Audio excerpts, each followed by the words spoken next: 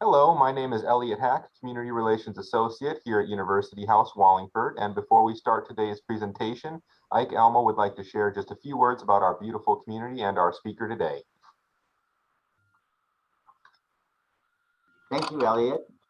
In affiliation with the University of Washington Retirement Association, University House Wallingford residents benefit from the partnerships developed with the University of Washington Schools of Nursing, Social Work, and Pharmacy to deliver innovative programs designed with healthy living and lifelong learning in mind. If you are considering making a move to a retirement community, you are welcome to arrange a visit and explore everything we have to offer, including future health options and how our waitlist works. And now to our main event.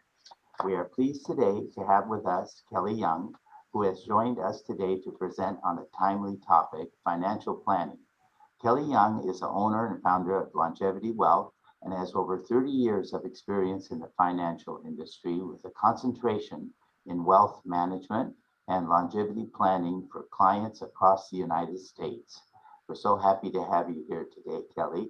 Thank you so much for joining us, and we look forward to hearing from you. Thank you. Welcome, everyone. I'm going to share my screen, but before I do so, I want to share a little bit more about why I'm so passionate about this and continue to develop this area of my practice. I have found that so often it's easy to check the boxes that are black and white. The hardest part of the work that we do in our lives is all of this gray area, because when we have gray areas, we tend to defer or just neglect them because we don't have enough information to make a good decision. So what I've developed and what's so important to me is ensuring that the gray areas are that we just kind of peel back the onion and dig down and tell the answers. There's always a good answer. It just needs to be developed over time. So I hope that this information will be helpful to you as it has been for so many of my clients. Let's talk a little bit about what I hope to accomplish today. So the presentation, this was developed and created way back in 1999 through the MIT Age Lab. So the MIT Age Lab is within the School of Engineering Systems Division. And it's a fantastic and quite incredible community of very bright engineers that do nothing but look for the challenges ahead for us and how those behaviors are affecting not only the decisions that we make, but also technology trends, medical trends, and lifestyle trends. And so this presentation is in partnership with the custodian of my wealth management, Raymond James, and we work closely to stay on top of this. I'm on several boards that help develop longevity strategies for clients throughout the country and the world. And this is a key component of that work, is seeing what and working closely with the MIT Age Lab. So what I wanted to talk about with you is just really taking kind of a back approach. So the macro approach of things, which is if I were to dump a puzzle box with all the pieces in front of you today, where would you begin? What's the first thing that you would do in order to complete this puzzle? And there's a lot of answers that will get you to the end result. But the very and most important component that we look at is the actual puzzle box itself, the picture of the puzzle. In other words, what are we trying to accomplish? It could be the end pieces, it could be colors, we could separate colors, but really the most very important component is what the picture is. So when we begin to look at any single person's life, their family, it's what is the whole person? What is the picture? What does it look like? And how do we start fitting those components together?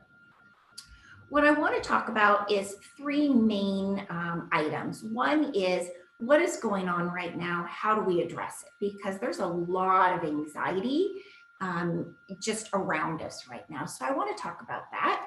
I want to go through main questions that I ask all of my clients. And this isn't just from 70 on. This starts in the 30s and 40s for my clients. And also different case studies. And this is a component that can be a little bit tricky, but I trust that those of you on the call will have some patience with me as I walk through some strategies or some ideas of how our behaviors and decisions can affect our financial planning outcomes.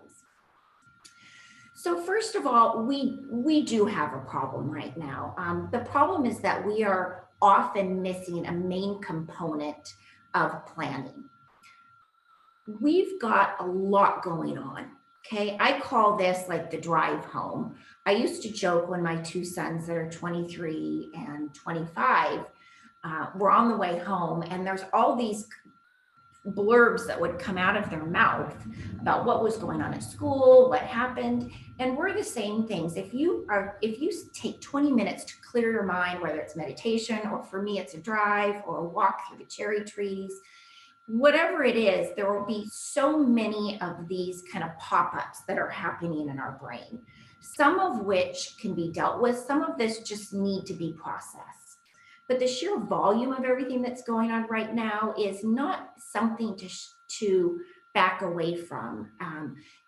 What I like to tell people is if you have a pop-up window in your brain, whether it happens in the middle of the night or 2 o'clock in the afternoon, and that pop-up still comes day after day or week after week, that means it needs to be addressed, whether through a professional like myself or whether to sit down and try and manage it yourself, regardless of where it falls on the spectrum, because that means that our anxiety has not settled that particular component of what's going on in our lives. So it's really important to not just keep like deferring those pop-ups. And we all know what I mean by that because they happen on our computers on a regular basis. You can just hit, I'll do it later, or we can say, I'm dealing with this right now. Our lives are complex and we are very capable human beings of managing incredible complexities. The problem is they keep changing. So there's more choices than there ever was. There's just things that are changing. You know, the blood pressure, for example, what used to be a normal blood pressure is now too high. What used to be, you know, the colors that we looked on our plate or a pyramid is now the colors in a plate size. Information is coming to us at a rapid rate, and it's coming to us on changing on a regular basis. So just when we thought something was okay, we're getting new information on it. So there's no reason why these pop-ups or these concerns and anxieties keep needing to be readdressed with us or just reassured to ensure that the information that we're receiving it hasn't changed our decision-making factors.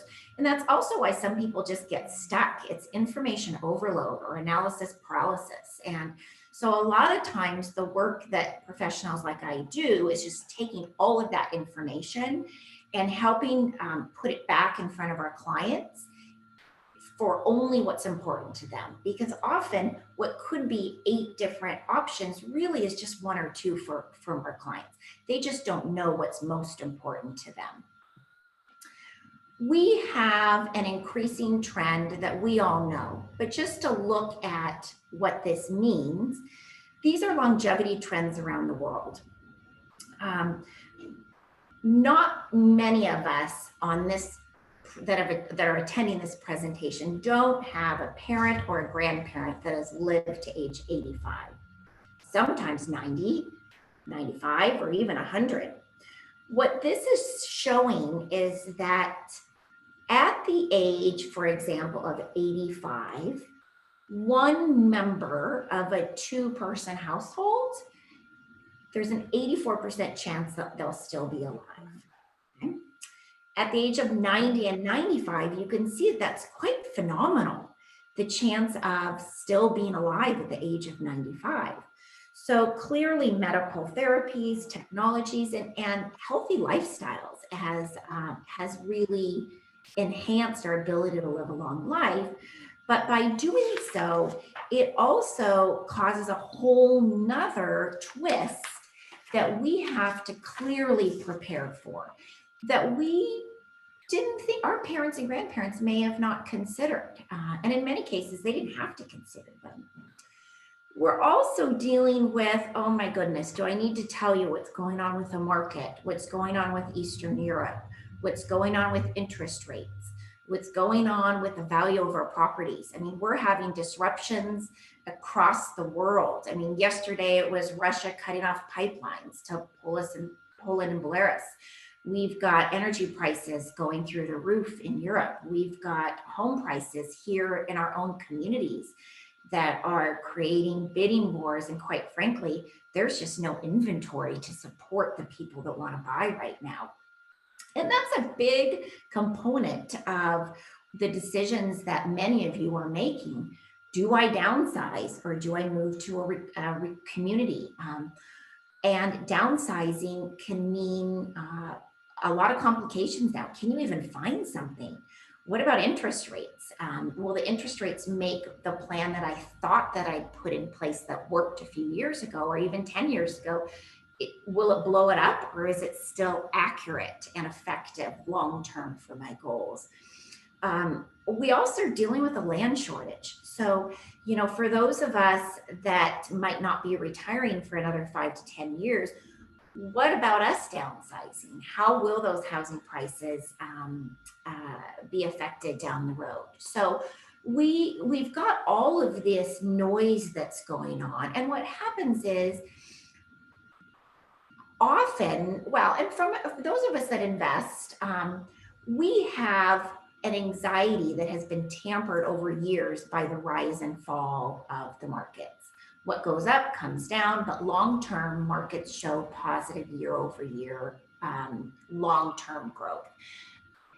The problem is that what is comfortable to us 10 and 20 years leading to retirement is often not at all comfortable in those few years, really up to 10 years into retirement, because those fluctuations have a dramatic impact on what we're able to do. Maybe they do if you have a plan, maybe they don't, okay? So that's really important because again, it's a pop-up. Will this downturn affect us? Everyone, or most of us on this call, certainly lived through the tech crisis. When the technology markets blew up, often people were so overweighted because those technology companies and funds had done so over and above outpaced the typical rate of growth that they were hurt really hard. Many had to stop or go back to work. Many had lost their homes. And so what's important is that as we lead up to retirement, those pop-ups that keep coming in our head is, should I still be aggressive in my portfolio? What time should I reduce my portfolio allocations? What if I want to sell? How does that affect that portfolio if I'm not going to be as reliant on my IRAs or qualified retirement fund? So there's a lot of interesting things that only affect each and every one of you individually, but are all important considerations. And as those pop-ups keep coming into our brain, we need to write them down and make sure they are not silenced and that they're addressed with a professional. Again, this is leading to a change of information, more choices, and quite difficult decisions. And there's no wonder why we're going to be stressed about that. So I want to walk you through a few really important questions that will help determine the next steps that we should all be taking as we transition. These might seem simplistic to you, and I have forwarded this information to the community to get to you. So you either already have the workbook and the outline, or you will be getting it to help identify and work through these questions. First question, who will change my light bulbs? How will I get an ice cream cone? and who will I have lunch with? Let's start with question number 1. Who will change my light bulb? This question is all around staying in your own home. 90% of Americans say that they intend to stay in their own home. If you do, and you own your home, how many of you have spent even 30 minutes thinking about the services or the modifications necessary to remain there? I mean, there's a lot that goes on to living healthy in a home. I have lists of pages that I ask my clients if they intend to stay in their home, that they make changes to in order to create a safe environment for them. So making sure that you are identifying the changes that need to be made in your home, either through a professional who can unemotionally walk through your home with you, or walking through a checklist and ensuring that your home is safe. Not when it happens, now, tomorrow, okay? It's really important because more than a third of our budgets are already spent on housing. So making improvements to the home and maintaining those improvements to the home is an important part of the expenditures that we have to feed out at any given day or any given year. Aging in place is something that I talked about. There's also the maintenance that goes into that, okay? There is housekeeping. When we cannot manage it ourselves, doing the bathrooms, doing the floors, getting on a ladder. I urge my clients from age 55 and above, I don't care how active you are, don't get on the ladder. I can't tell you how many times I've had clients that have had to leave their homes or now having to use canes or walkers because of major damage to weight-bearing joints. Grocery delivery, this is something that can certainly work for people. Laundry services, who can come and take care of those things for you. So again, there's a lot of important components that need to be put in place in order to age safely. There's a lot of design trends that keep coming, especially the MIT Age Lab. They have certainly done this. Are your entry level? Do you live on one floor? Can you live on one floor? Have there been improvements to your kitchen and your bath to safely remain at home? Can you reach things that you need to get to on a regular basis? Are appliances too high? In other words, can you work on that stove? Can you cook something? Do you have drawers or are they cupboards? Okay, do doors that go away. So, for example, with pocket doors, often falls can occur by backing up. This has happened to several of my clients, and one recently to a family member that put them ultimately, unfortunately, to a very early passing. They went to open a door using a walker and realized they had to take a step back, and that threw their balance off and fell back, which caused a hip replacement, which then caused their inability to come back home, which then caused them to pass away within 6 months. So it's a problem. Bathroom remodels, very important. You need to have a safe restroom and a safe shower. So again, anyone on this call that intends or decides over time to stay in home, which is a lovely choice, but it needs to come with these changes in order for it to be safe. Again, who will change my light bulb? There's also communities that can offer this. So often when we walk in the door for a community, we are assuming and expecting and trusting that they have done all of those upgrades on our behalf so that we do not have to think of them on a regular basis. And that's one of the joys why so many people decide at some point to move to retirement communities. There's also people that downsize into more urban areas so that they can have access to things that are important to them. And we'll talk about that a little bit later as well. How will I get an ice cream cone? So this is basically about your simple pleasures. what are the small things that are important to you? What are the simple things that are important to you that make your life worth living? What we think about every day is not, we don't want to think about the bills. We don't want to think about the market. We don't want to think if our car's going to start or when our thermostat's going to go on at 5:30 a.m. in my house. I don't want to think about those things. I want to ensure that the things that help me and make my life worth living are set in front of me and easy for me to get to and enjoy. We all have a different list of what those things are. We want to maintain access to all of these categories. Let me repeat that. We need and want to maintain access to all 4 of these categories. Okay. Now, each of you might weight these differently, but they are all quite powerful in our abilities to live a meaningful and long life. Okay. Education is not just about college or university, but it could mean, were you part of an armed service? Did you have vocational training in a community?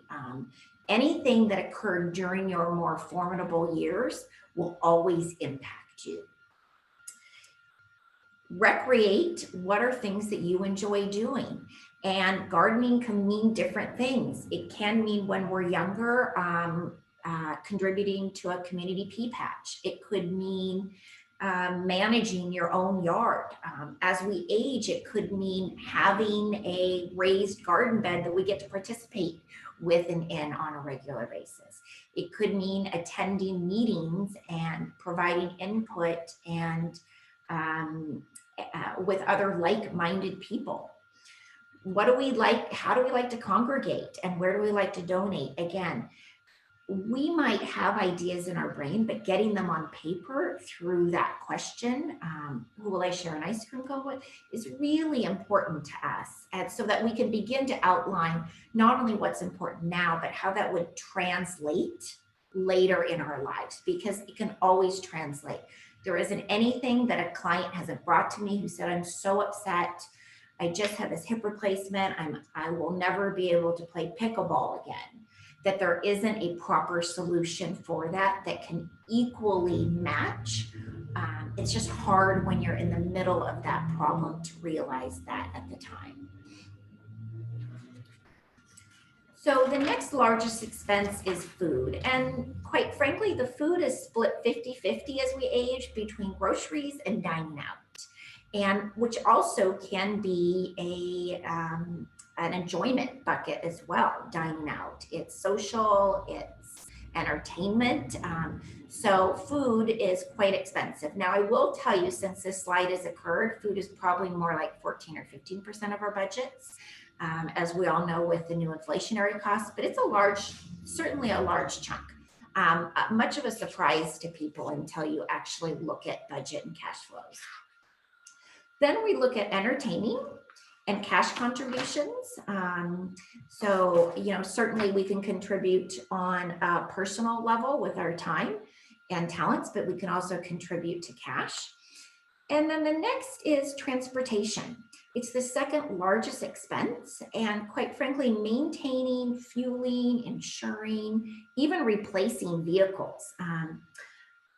It's interesting to me because I grew up with families, and many of you did too, that you get a good car as you're leading up to retirement, and you're like, this baby's gonna last, and it's the last car I'm buying. It's the last car I'm gonna buy. It's new, it's got everything that we need, and I hate buying new cars, they're expensive, I'm not buying another car. I feel quite differently. I put in my clients' plans new cars every 10 years. If they want to continue driving, then they need to stay up on technology. They need to have the flashers in the mirrors that show that there is someone in that turn lane, because turning your neck gets harder and harder. Just like bending over on the floor to pick up something is harder and harder. Eyesight gets worse. So we need to stay up on those technologies. If we intend to drive, we need to be safe drivers. And the minute you're no longer a safe driver is the minute that those keys go away. Okay, so ensuring that you have transportation. Again, the second largest component. All right. Whoops, sorry about that. I'm using a mouse that I had to tweak a little bit this morning, and so it's a little quick to the trigger.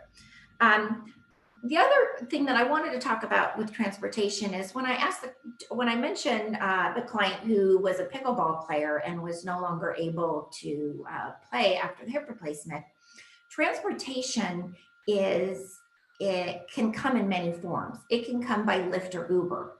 It can come by bus. It can come by transportation within a community that offers it. So when I am solving for any one of these needs, please do not say, I won't do it if I can't drive, because that puts you, and quite frankly, the family that cares for you so much, and I'm sure that you care for them, in a really bad situation down the road. That we need to say, if I'm no longer able to drive, how will I do these things? And how will I meet that transportation need? All right. Who will I have lunch with? So this question deals with our social network, okay? When 30,000 Americans were asked what they envisioned after the age of 65, travel was number 2, but being near family and friends was number 1.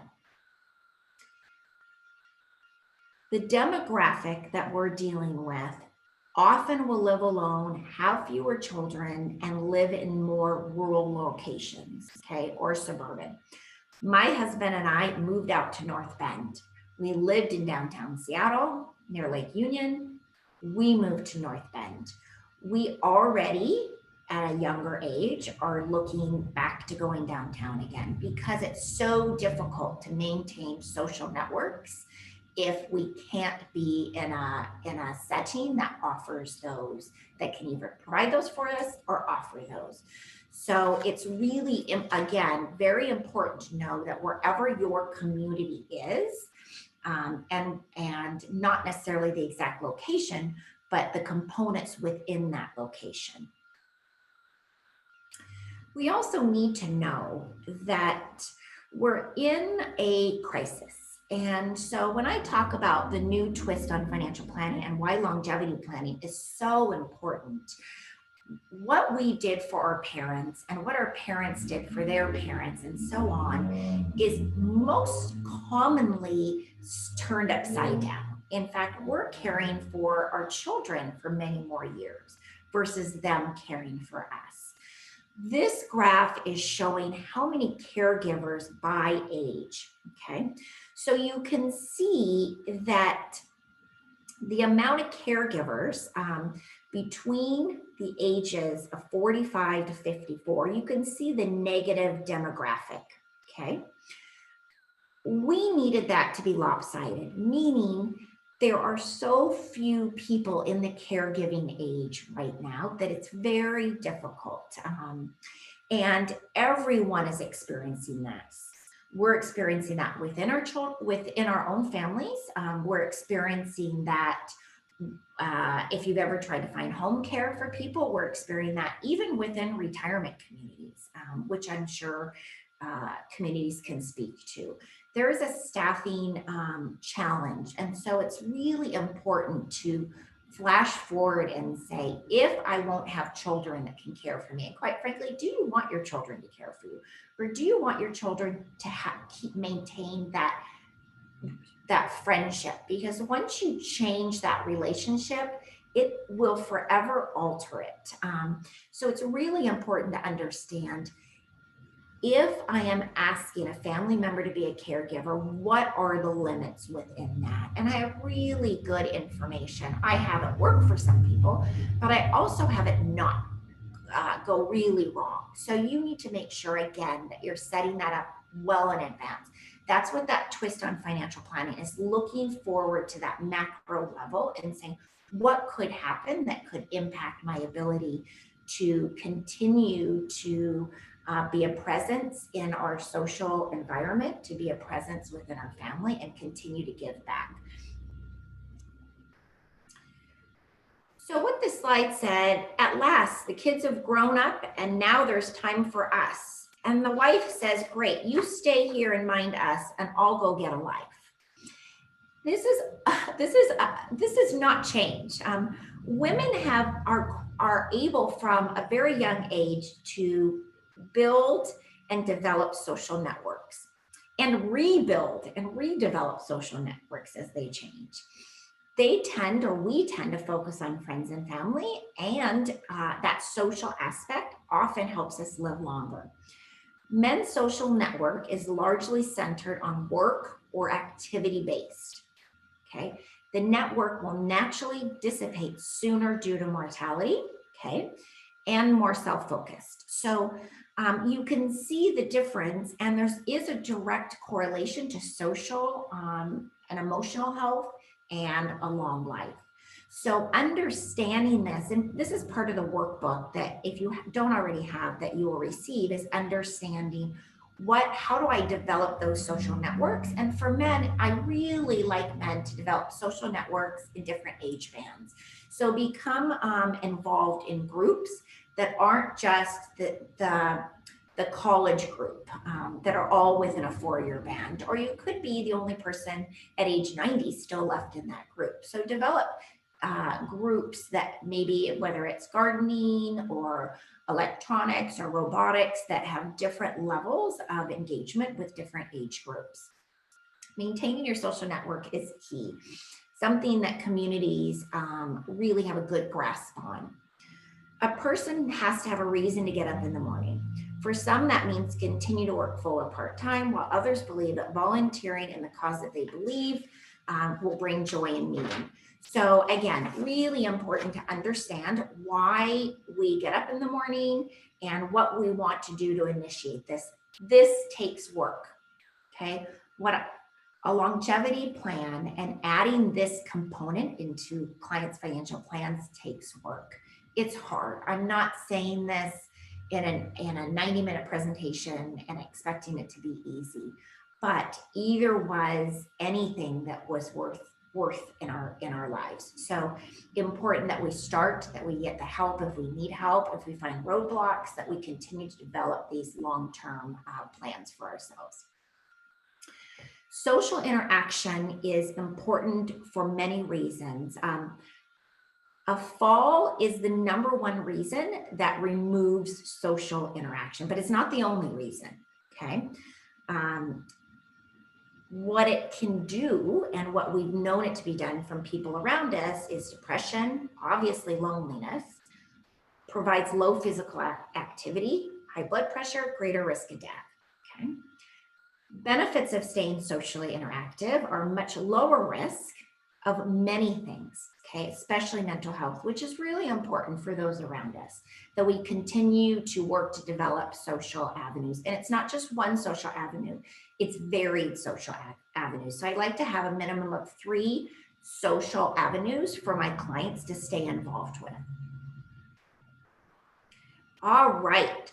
So then rounding out for the final components, you can see that we have healthcare costs. We have other, which just picks up some other travel and those type of things that come up along the way. Now what I wanted to talk about is knowing that now that we know we need to put in place this longevity plan, how do we incorporate that into a typical financial planning process? And what does that look like? What does this whole layer of longevity planning look like? So what I wanted to talk about is the difference between planning to get to retirement and retirement income planning. The work that I do is retirement and longevity planning. Retirement income planning is a large component of that many people miss, okay? What's important is this middle paragraph, which is the financial services professionals assist the client in devising a plan to effectively use accumulated retirement assets over a potential multi-decade post-retirement period, okay, known as decumulation. So most of us do a very good job in accumulating and a very poor job in decumulating. There's a lot that goes into that. Number one is longevity. We also have taxes, interest rates, market fluctuations. There's a lot of components that go into why the decumulation phase fails for so many people. So important that you're engaging with the right professional in order to ensure that those additional boxes are being checked. So what I wanted to talk to you about is some software reports. So I'm going to get into a new software platform. What I wanted to do, this is the part of the presentation that's going to have some more numbers. So I want to take a pause before I go on to this and ask if there's anyone that's raised a hand that has questions at this time. Thank you, Kelly. Doesn't look like we have any questions that come in yet, so I'll keep an eye on that and see if any do. Appreciate it. Thank you, Ollie. All right, so I'm going to get out of this presentation and share some slides. So let me preface this by saying that most financial planners employ some sort of software. The software that I have in my professional days of financial management and financial planning is cash flow based. The reason why that is important is it allows us to take base facts, in other words, what's going on in a client's current situation, and analyze different scenarios. Okay, this is a process that does not take a half an hour. So what I'm going to be doing with you is a very high level preview of what happens and what the impact is with different decisions of this particular couple. Okay, these John and Jane are 68 and 65. So they are retiring soon. Okay, they have 2 children and 1 grandchild. From an asset perspective, they have assets that total, including their property, of about 2.4 million. Okay, you can see that their property is making up about 40% of their total net worth. Then they have retirement assets and a small amount between emergency reserves and cash and other taxable non-retirement investments. Okay, but you can see it.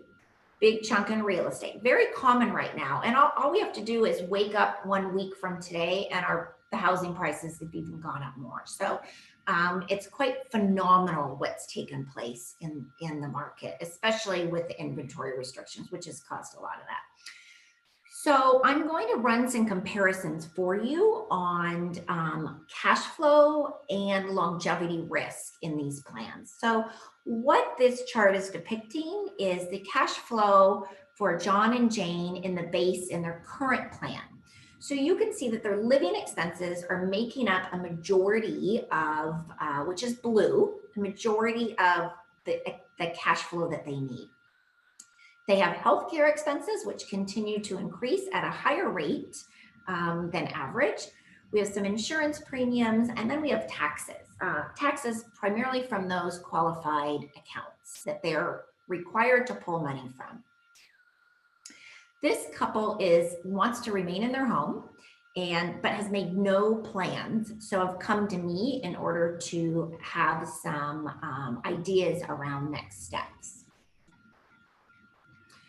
So then what we show here is what is happening with cash flow over the course of their life. So this is taking the funds that they have and it's pushing that out based on the cash flow that they have available. So you can see that this dark blue is Social Security income from the 2 of them. Okay.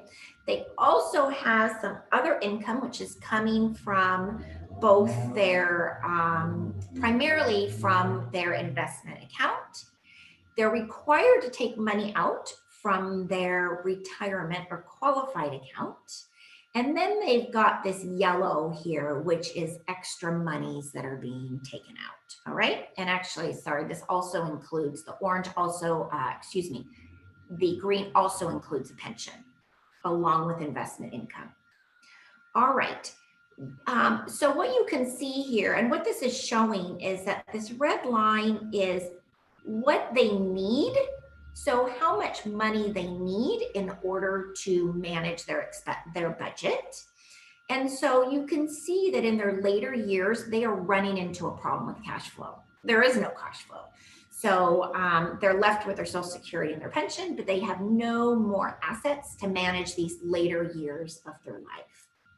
Okay, they have a lot of money in their property. This is just investable assets and incoming income to manage their expenses. So again, a real problem that's taking place in this current situation. Then what we are showing is what that means, how I just described it to you. So you can see that their available assets are being depleted at a young age. So before even the first death. So in their early 80s, they will no longer have the assets available to manage their living expenses, which begin, their total expenses are about $110,000 a year. Now, granted, I have increased the rate of inflation. Average rate of inflation is 2 1/4, 2 1/8 to 2 1/4. So I've increased the rate of inflation. And I've also increased the rate of medical expenses to 7%.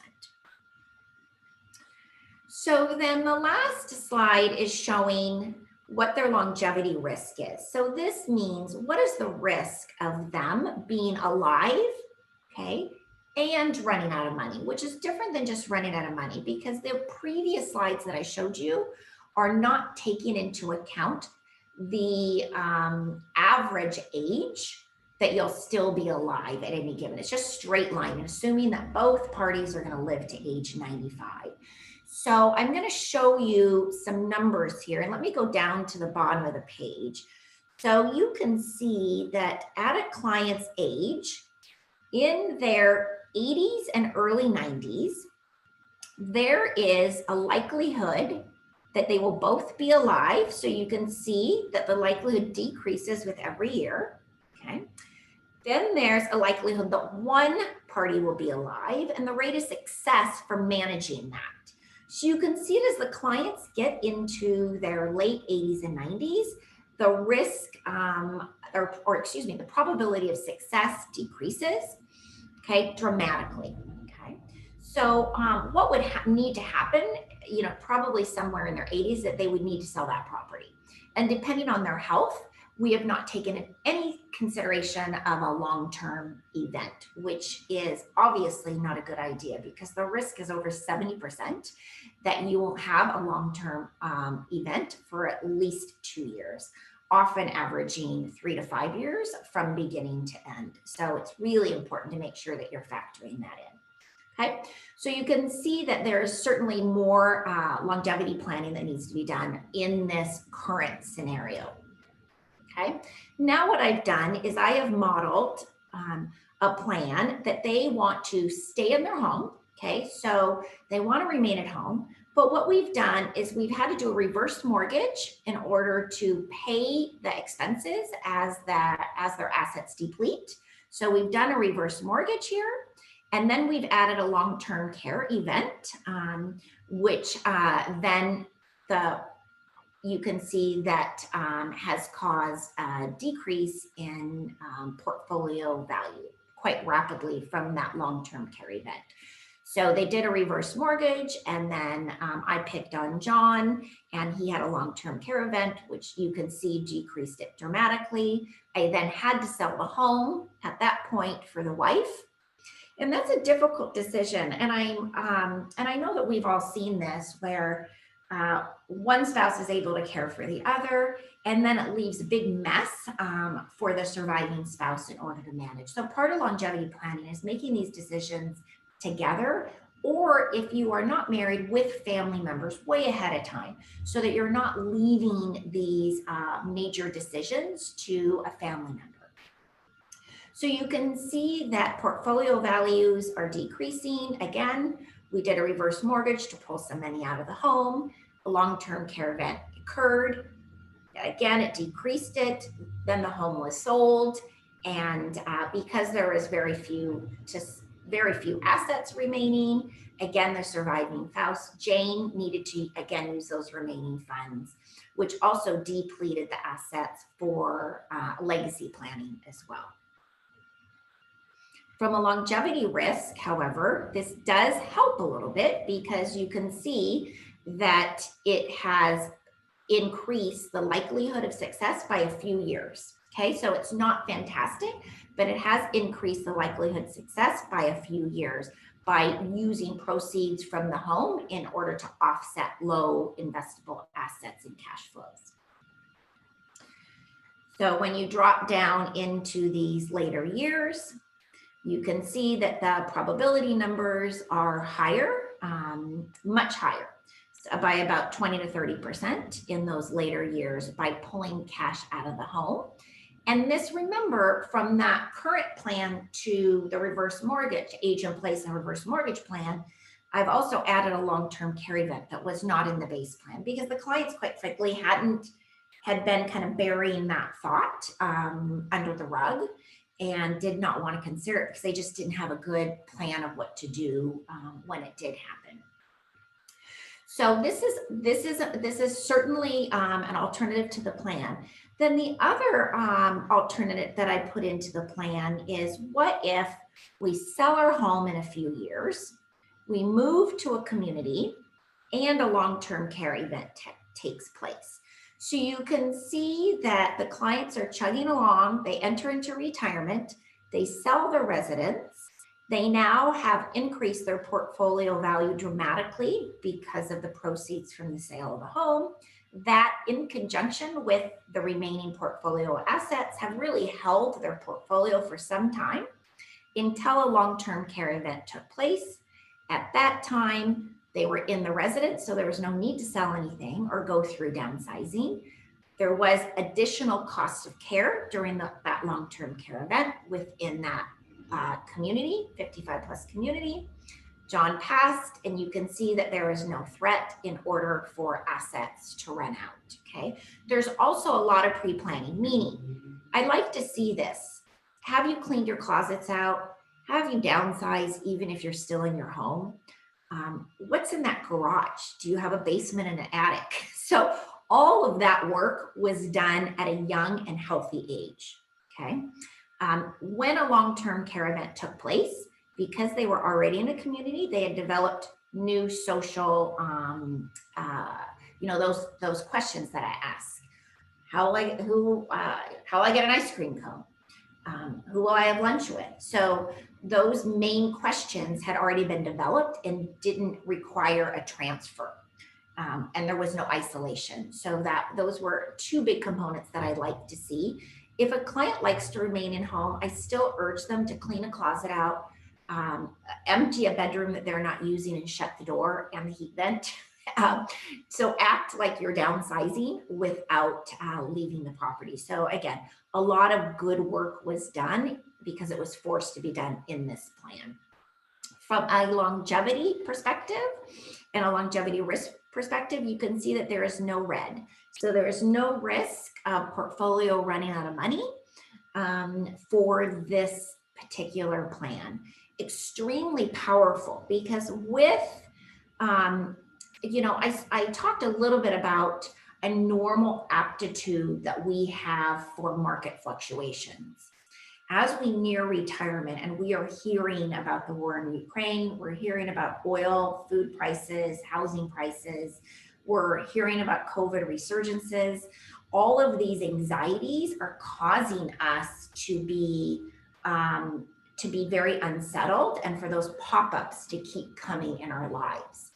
So if we are able to remove the financial component and still have the social component, which allows us to stay emotionally healthy on many levels, then, and again, that the financial component isn't a threat any longer, you can put that pop-up to rest.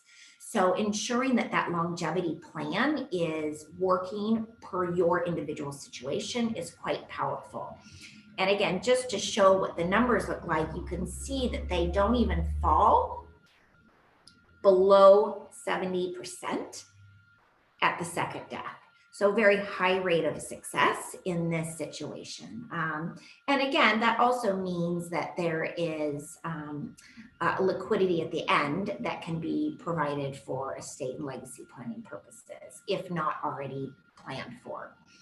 So let me get back into the presentation, and why I do that, if there's additional or any questions that came in, I'm happy to take those now. Hi, Kelly, we haven't gotten any questions yet, but if people do have any questions, please feel free to type them into the chat and we'll read them at the next question break, or you can email your questions to me at elliot.haack@eraliving. Thank you. All right, so to wrap this up, whoops, sorry about that again. To wrap this up, now what we have developed is, by inserting this very kind of complicated longevity planning piece, we now can see this full picture, whatever your full picture is. Again, very powerful. The reason, and I'm going to restate this, the reason why people don't do longevity planning is they haven't found someone to help them identify alternative plan options. So I realize that I showed you a lot of graphs and numbers. They may have just not made any sense to you, because typically when I'm working through alternatives, it's taking place over anywhere from 2 to 12 months period of time as we work to develop strategies with clients, okay? However, you already know what's important to you. You already know that. And starting with that workbook so that you can see exactly who, answer those 3 questions, that's the best place to start.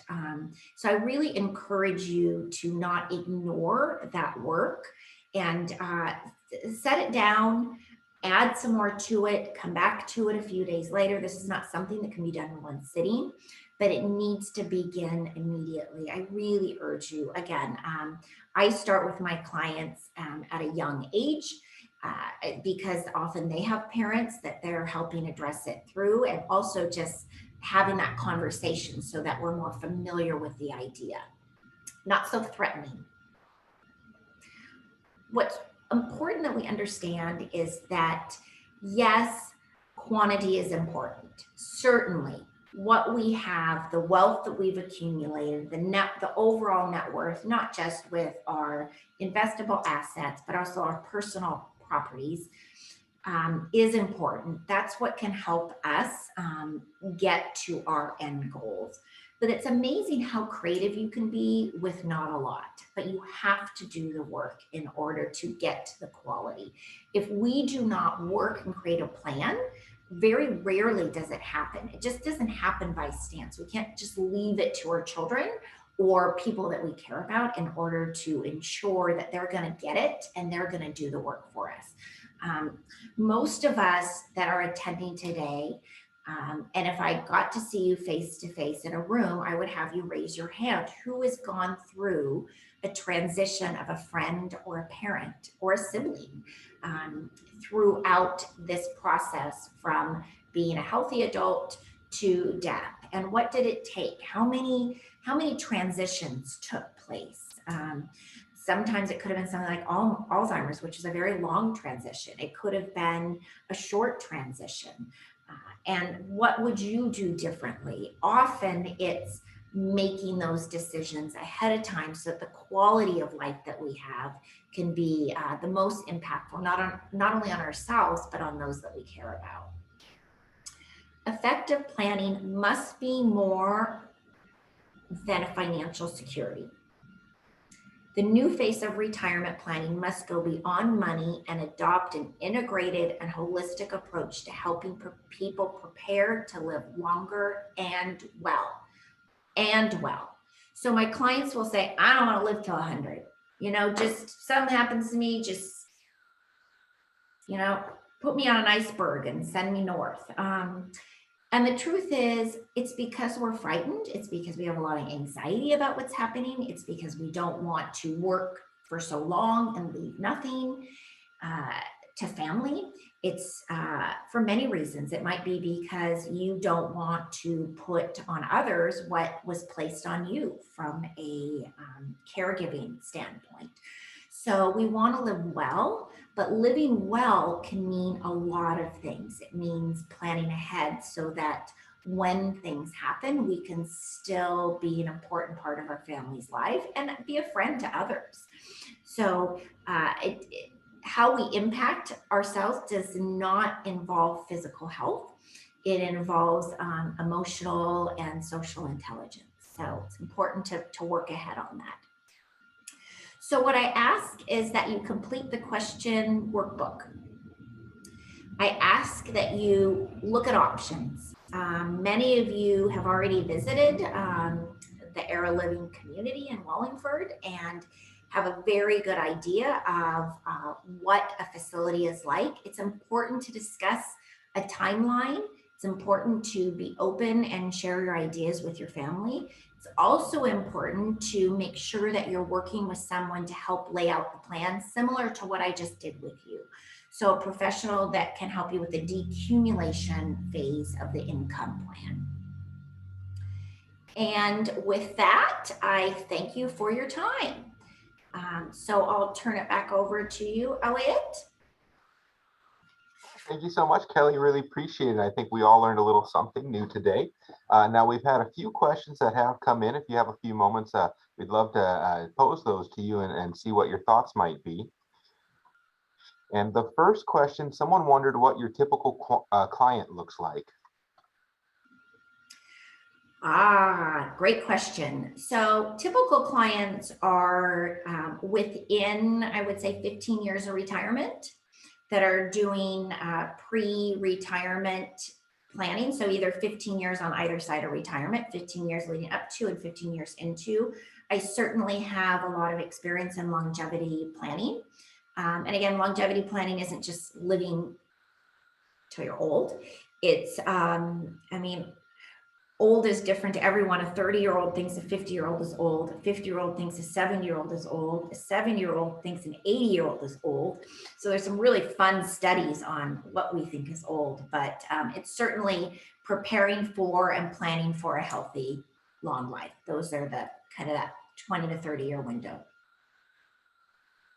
Thank you, Kelly. The second question someone had was, as one investigates different retirement communities, what criteria should they use to evaluate the respective business plans and sustainability of that particular retirement group?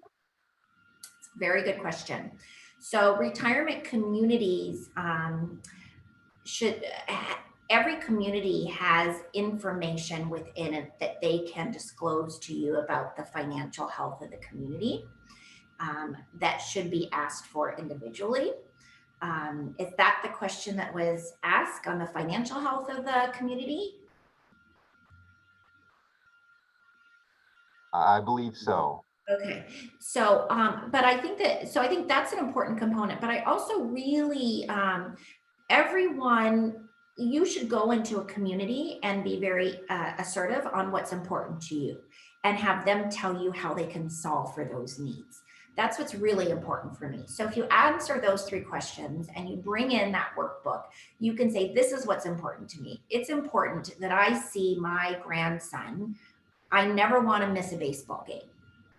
And let that community tell you how they can solve for that. Okay, this is what they do all day long. If it's important for you to be able to garden, you need to go into that community and have them tell you how they will solve for that. So again, do your work and ensure that the community can help solve for that and what their backup plan is if the immediate community can't, what others have done in order to. Thank you, Kelly. Next question was, someone wondered if we can have a part 2 of your workshop in the next few months. So we're really enjoying that. And they also asked, when they have done the homework that you assigned, can they get back to you at all?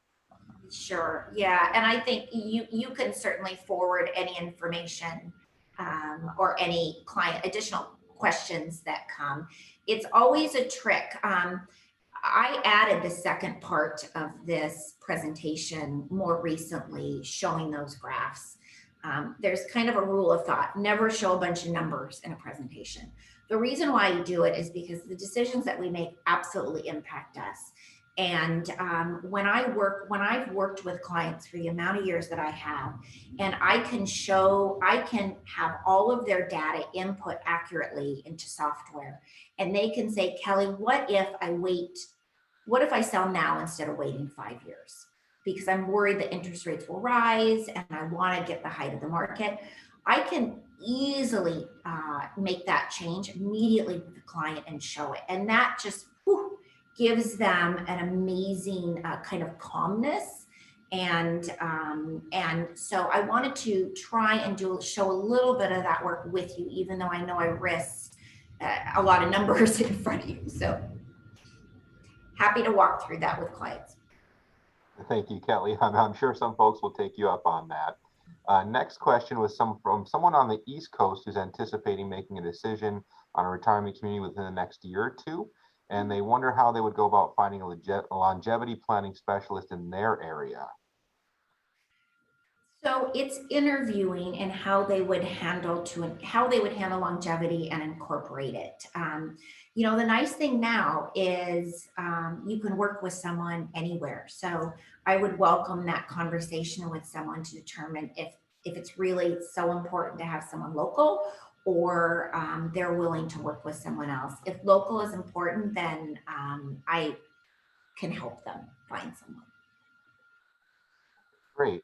Thank you, Kelly. We have a few more questions that have been coming in. Let's see. One person asked if you could put your contact info up again. And if that's all right with you, Kelly, we can also email that out, since at the end we'll be sending out a feedback form that will ask for your input, and we can include Kelly's contact info with that as well. Would that be all right, Kelly? Absolutely. Okay, Yep. great. So we'll make sure to share that. And then let's see, we had another person wonders, how do you resolve the present situation with difficulties finding additional assistance?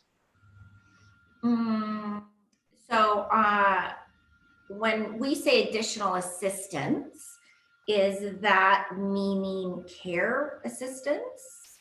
I'm trying to know what part of my presentation directly revolved around assistance. So it could be in-home care or care assistance. Right. Yes, it would be home care. Home care, yeah. It because of the lack of caregivers, there is less availability of them. So it really, my biggest recommendation is that you hire a geriatric care manager and have them work with you in order to resolve that. So they'll vet and not only vet the situation and your current living situation, but they'll also vet providers for you and partner with your family in order to ensure that your ongoing needs are met. And if transition needs to be made away from home at any one point, then they can also provide assistance with that. Thank you, Kelly. We had another question just came in. I think it was going back to a previous question about the financial well-being of different retirement communities. And they asked, how do we critique how they use the monies obtained by membership, not whether they have options for their interests? Okay, repeat one more time, Elliot, how they... How do we critique how they use the monies obtained by membership? I think residency.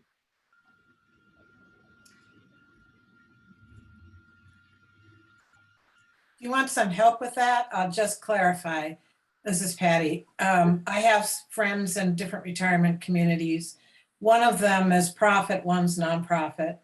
They are having difficulty getting the retirement community to add some healthcare consultation because they say they've used all the monies they can.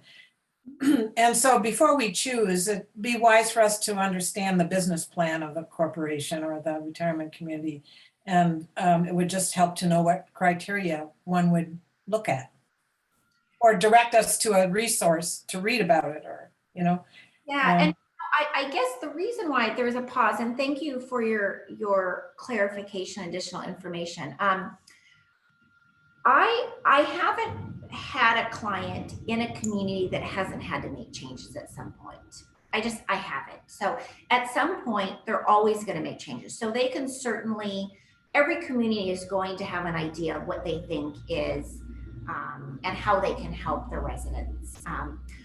What I have determined is that if there is a change made within the community, or if there is an additional need by a particular group of residents or by an individual residents, that very few communities would ever limit your ability to bring someone in and get the additional resources that you need.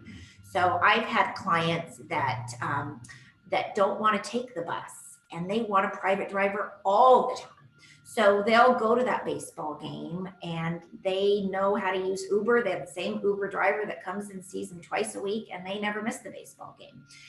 So they have solved for a need, whether it be a monthly a health care check or something of that sort. So I think that would need to be, again, a direct question, not necessarily, it could be on the business plan, but leadership is always going to be fluid depending on what the needs are of the cumulative group at any given time. So I think you talk to residents and ask if there's ever been a situation like that that's occurred and how the community has addressed it.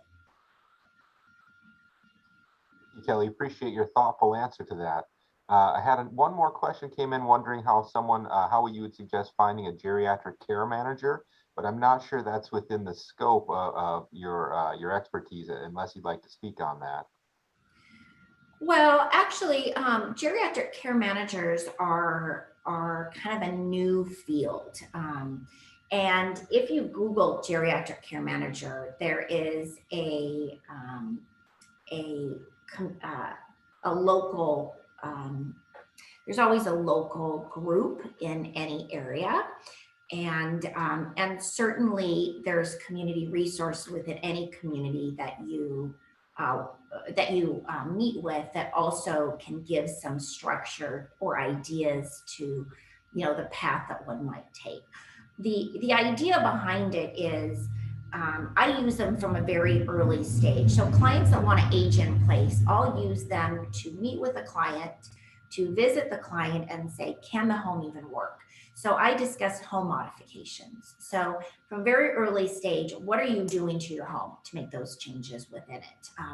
I'll have clients that are gung-ho about staying at home. And then when I ask them, who would you hire for your garden? And I'll get an answer, no one's touching my garden. I've been pruning those roses for 40 years and no one is going to prune those roses.